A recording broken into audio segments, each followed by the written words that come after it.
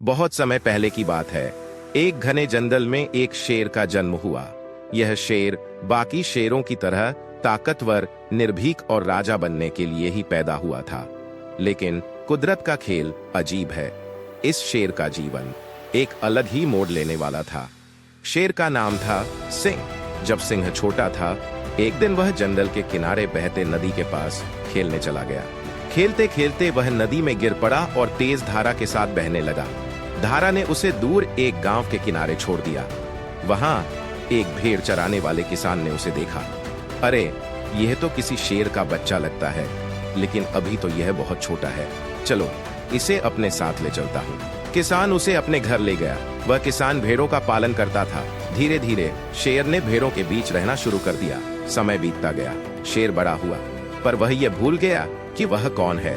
उसने भेड़ों के जैसे रहना, चलना और यहाँ तक कि उन्हीं की तरह डरना भी सीख लिया। सिंह को कभी कभी यह महसूस होता कि वह भेड़ों से अलग है, लेकिन हर बार जब वह कुछ अलग करने की कोशिश करता, भेड़ें उसका मजाक उड़ाती। अरे, तुम तो हमारे जैसे ही हो, क्या सोचते हो तुम जंगल के राजा बन सकते हो? सिंह उनकी बातों में आ जाता और चुपचाप उनके साथ चलने लगता। एक दिन जंगल का असली शेर उस इलाके में आया। उसने भेड़ों के झुंड को देखा और उनकी रक्षा कर रहे सिंह को भी। शेर जोर से दहाड़ा। सारी भेड़ें डरकर भाग गईं, लेकिन सिंह वहीं खड़ा रहा। तुम यहाँ क्या कर रहे हो? तुम एक शेर हो। और शेर डरता नहीं, दहाड़ता है। नहीं, मैं तो भेड़ हूँ। मैं तुम्हारी तरह ताकतवर नहीं हूँ। शेर हंसा और सिंह को नदी के पास ले गया। उसने उसे पानी में उसका चेहरा दिखाया। देखो, यह तुम्हारा असली रूप है।